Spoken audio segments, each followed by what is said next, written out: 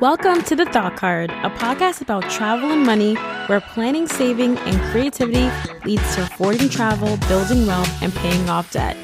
We are the Financially Savvy Travelers.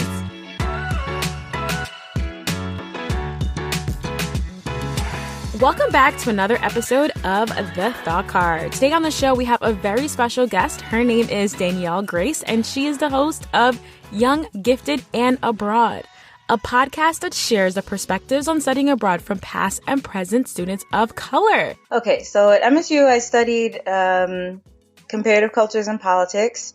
I think at the time I was looking into doing international work, like working for NGOs or something, so that's what I went with. And then I also double majored in French, and then I also minored in Japanese. I had, like a lot of people, had become exposed to anime in high school, and so that was kind of my gateway into wanting to learn the language, and I wanted to continue with that as well. So, how is your French and Japanese now?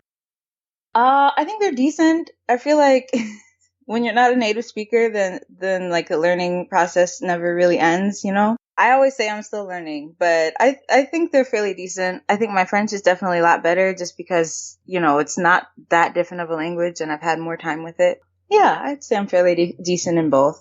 So when you're speaking Japanese or when you meet someone who speaks Japanese, like, are they surprised? Are they shocked? Are they like very happy that you speak Japanese? Yeah, I guess it depends where you are. So, Japanese is one of those languages where like Japanese people don't really expect anyone who's not Japanese to be able to communicate in their language. So there is like an element of surprise there, but it's also sometimes it can be confusion. Like, how did you end up, like, how do you know how to speak this language? But, like recently I went to this Japanese restaurant, in Michigan, and, you know, the staff were all Japanese. And so when the lady came to take our order, I was like, in Japanese, I said, "Excuse me, is it okay if I order in Japanese?" and all that stuff. And she was like, "Oh, okay, sure."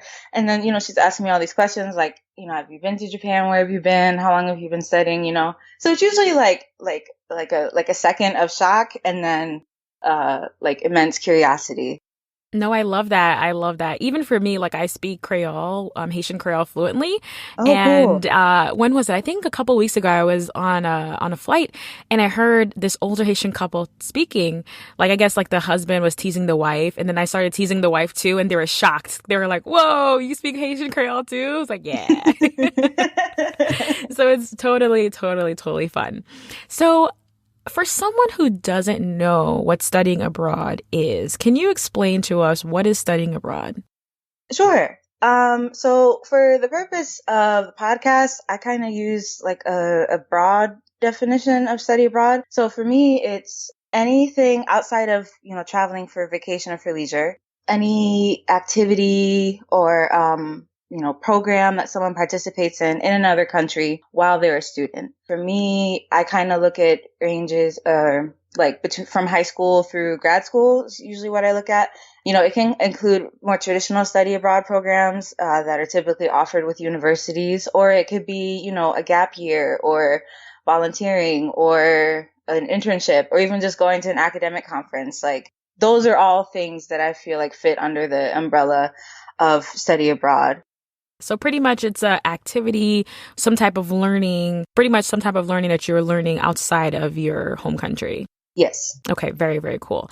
Now, Yasmin from over in our Facebook community called Financially Savvy Travelers has a couple of questions to ask, but we'll start with this one. So Yasmin wants to know, where do you find study abroad programs? If you are sure of where you want to go, for instance, or what you want to study, but maybe your university doesn't offer that, you can always, you know, look online and see what other universities are offering. That's a way. If you are looking for something that's more like volunteering or anything like that, or maybe you want to do a year away, or if you want to get a whole degree in another country, then that would also guide you in your search. So definitely looking online, going through your own university, also asking people that you know around you who might know, like if you know someone who's well traveled, if you know anyone who works in a university, whether they be a professor, language professors especially really know what's out there, or, you know, someone who's in your field who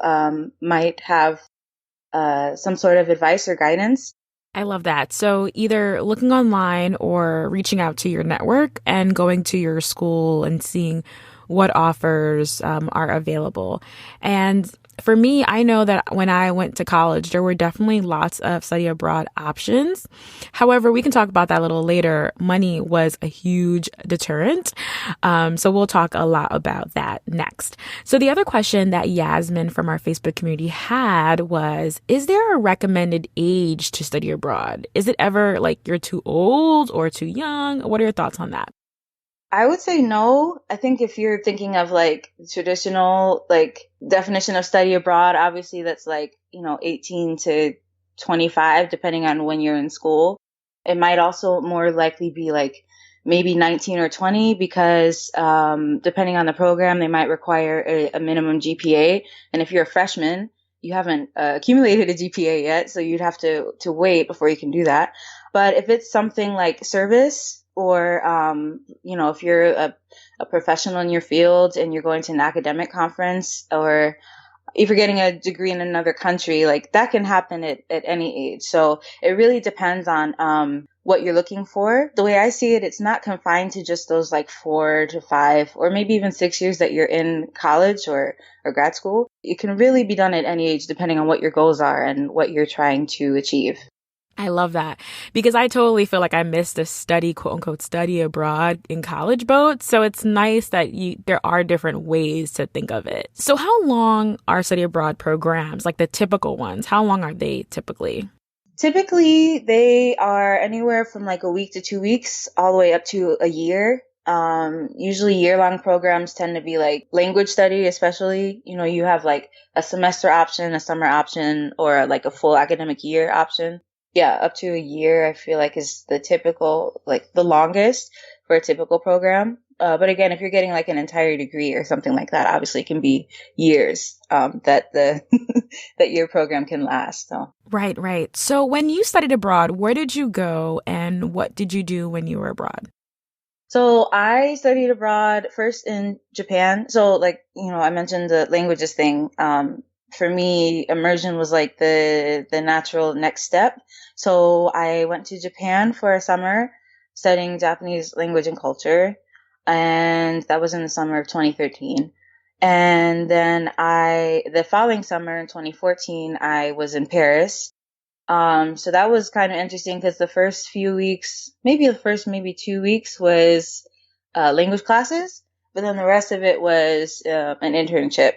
What are the benefits of studying abroad? If someone who is interested in studying abroad and wanted to know what are the pros, what would you say are some of the pros?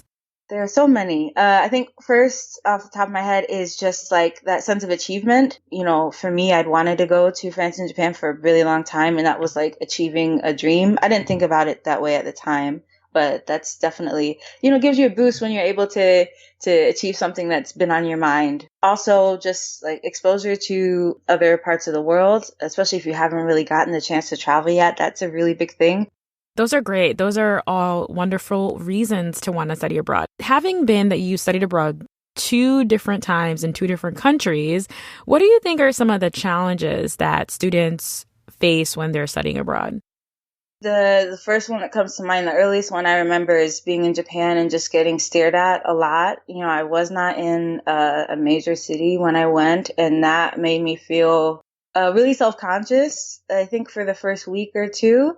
And then it was just something I had to kind of get over. So if you're going to a country where there aren't a lot of Black people, or, people who look like you, whoever you may be, getting stared at, I don't know, maybe you might like the attention. I don't know. But for me, it was very off-putting. So that was really difficult. Homesickness, obviously, if you haven't traveled that much, or even if you have, if you have connections to people back home and you're away from them for a significant amount of time, that can weigh on you. I guess maybe, I don't want it to sound like depressing, but maybe loneliness, depending if you get along with the people around you in your program, or if you're able to make friends with the people who, are from there locally. It might be a little kind of isolating at first if you don't really know anyone. Hopefully over time, you're able to connect with people who make that time a lot less lonely. Obviously, like you mentioned, the money aspect is part of that as well. A couple of times my mom had to remind me, like, you are not on vacation. So there were times where I felt like I was missing out because I couldn't just like gallivant around to different places or join in with my friends or my fellow students when they were traveling or participating in certain activities because I had to study or because I had to finish this. And so sometimes I felt like, oh, I came all the way over here. I can't enjoy it. And obviously I did find ways to enjoy my time. That's a thing also, having to be faced with like the limits of your program. Like even if you are there and you want to enjoy things and experience things, you still have responsibilities because you're there for a certain purpose. So, that can be a thing that can be a little of a letdown that you have to find the balance in is, maybe not being as free as you might want to be.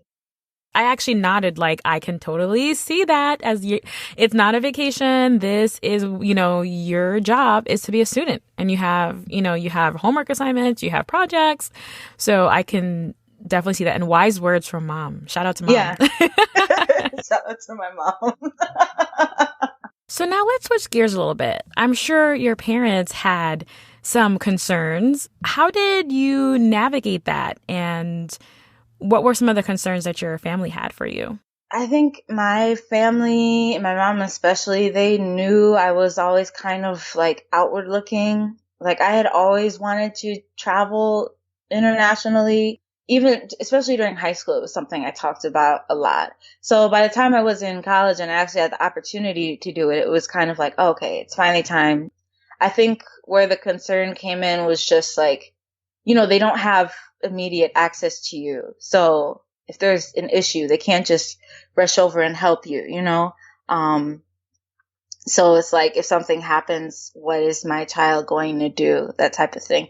Being able to stay in contact. My mom and I are really close, so that wasn't really an issue, but being able to maintain contact, can be really important depending on, your family and your relations with them.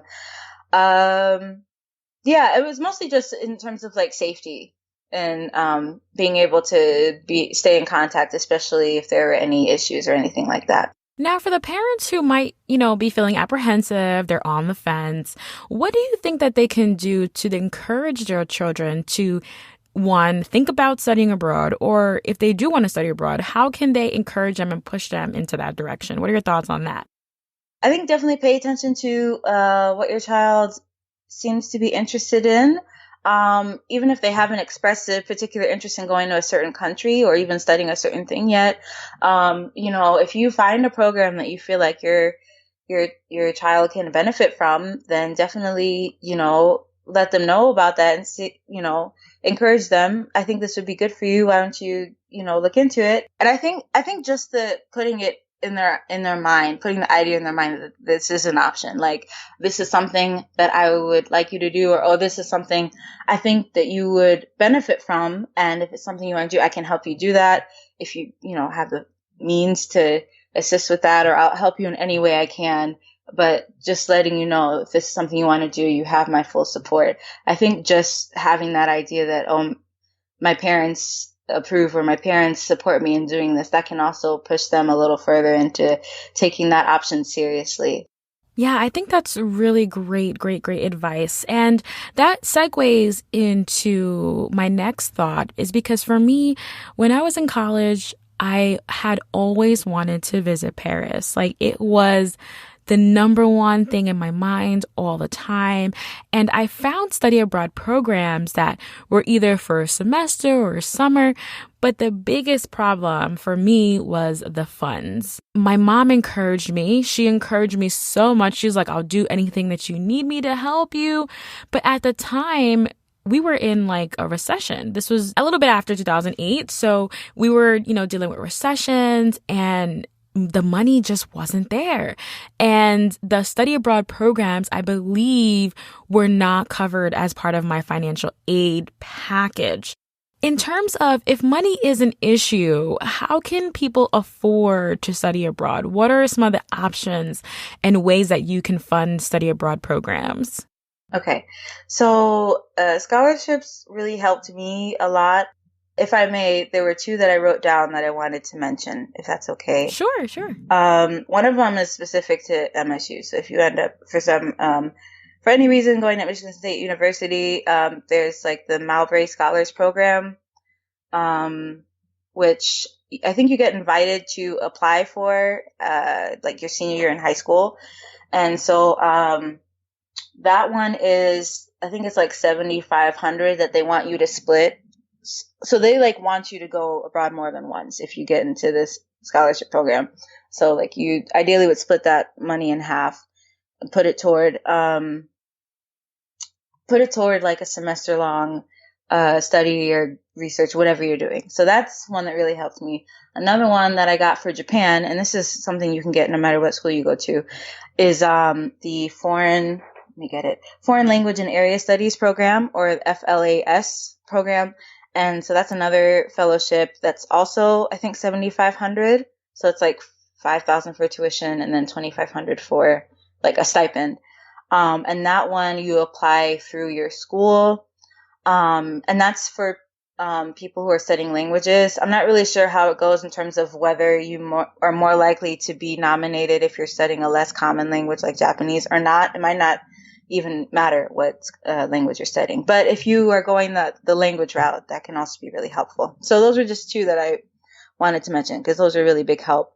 And then also scholarships within my department. And then I was like an honors student. So in the honors program, they had their own scholarships too. So looking around for scholarships, especially within like the major or the department that you're in, can really be helpful. I'm not going to lie. I did have like family help. You know, my grandfather had like set aside some money for, college when I was born. So that helped. GoFundMe or other fundraising websites those are also a possibility. And then also asking around people especially, if you have a close relationship to any professors, they might, know certain resources that you haven't even heard about, and they can put you in touch with that. And obviously asking people around if they'd be willing to donate. I know it's a hard thing to do, to ask people for help or to ask people for money, but if you feel comfortable enough, that's something also that you can consider. And those are really important because honestly, I just stopped at mom, we can't afford it. And I just stopped there. Yeah. So that I hope the biggest takeaway that listeners get from this is that there are lots of avenues in terms of what study abroad is and how you can fund your study abroad. You gave tons of great examples. And if you have an interest, speak up. I wish that I actually spoke to my guidance counselor about it. I just talked to my mom and said, Mom, like, this is out of pocket. My financial is not going to cover it. And I just stopped there. And regardless of my mom was encouraging me. She was like, yeah, come on, we'll still make it happen. But I felt guilty. I felt like it was a luxury. So let's unpack that a little bit. Like, why do a lot of people feel like studying abroad is a luxury, and how can we change that in terms of like, it could be part of your curriculum. It could be like part of your growth in terms of your education. Do you ever like talk to people who feel guilty about wanting to study abroad by any chance? I think what I hear most is about like priorities, this is something I might be interested in, but I'm really just trying to graduate, or, like you said, it's not cheap. So it's like all that money I could be putting toward tuition, or I could be putting toward whatever other responsibilities I have, or, I don't have time. It's not the right time. Yeah. So priorities, especially like time and money wise, is the biggest thing that I hear in terms of like the luxury of it. But as far as guilt goes, I can understand where that comes from, because you might feel like that money could be put toward better things, or if you need to rely on other people's help, you might feel guilty for having to do that, because maybe you feel like you're placing a burden on other people to do this thing that doesn't seem like a necessity. But I guess I would say that if this is something you really want to do, and I think if the people around you, if you have people around you who are loving and supportive, and they understand, you're not trying to. It's not like you're trying to create more difficulty for people around you. You're just trying to enhance your educational experience. I think when you're in college, especially, that's a time where you can explore and try new things, and studying abroad could be a part of that. So, if that's an earnest desire that you have, and you're willing to do whatever you can to make it work, and maybe you just need a little help, I don't feel like you should feel guilty. I feel like who doesn't want to, especially when you're that age, who doesn't want to explore and be exposed to something different or somewhere different if you haven't gotten the chance to travel. So I can see where that comes from, but I feel like you deserve to go and do whatever it is or wherever it is you want to go and do. And if there's any way that can become possible, then, you deserve to be able to make that happen. So that's what I would say. Yeah, I love that. And definitely the one thing I think that even though I had those thoughts, I felt like, how can I, burden my mom at this point? What I did say to myself was like, okay, even though I'm not going to study abroad in college, I am going to travel. And look at me now, so Yeah. so I always say, sometimes in life it might not be the right time. And things might not align, but if you are earnest, like you said, if you're earnest and you have a passion, you can do it on your own terms. And for me, as a leisure traveler, I can do what I want. There's no constraint in terms of when I am actually at a destination. So I don't have the studying curriculum. But these are definitely things to consider. Like if you are a college student, or let's say you're a parent and you have a child that is going to college, or maybe you want to do a study abroad program yourself, these are all important things to consider. There's the planning for it, the funding it, and when you actually get to the destination, how are you going to navigate and maneuver? So these are all wonderful, wonderful things. Now, before I let you go, I had a couple more questions for you. What are some of the expenses that you spent money on when you were actually in Japan and in France? Transportation, food, and books, because I'm a big reader. Those are things that I don't really worry too much about spending on, because transportation, obviously you need to get to where you need to go. Food is like, duh, I'm in Japan, I'm in France, I'm in whatever country. I want to taste all that there is to try here. So, and then books is just, if I happen to find a book that was interesting, I would buy. So those are the main things. I'm not really a shopper, so I wasn't like buying clothes or a ton of souvenirs. I don't know. I guess maybe I'm just like really cheap. So I'm not really thinking about like, well, let me get this, let me get that. So it was kind of easy to save, because the things that I was interested in spending money on weren't that expensive. So those were really the main expenses, especially like food and transportation, because those are necessary. Yeah. Usually like book fees and all that stuff is included in the tuition fee when when you sign up. So that's not really something you have to deal with when you're there, because you've already planned ahead for that. Excellent, excellent. So the final question is, how has studying abroad impacted your life? It sounds like you recommend it, but tell us more. Tell us more. Oh, geez. I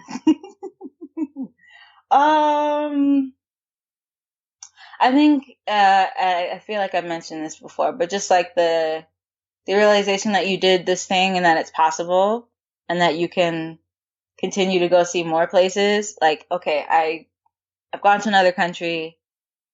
I made it work. I actually enjoyed myself.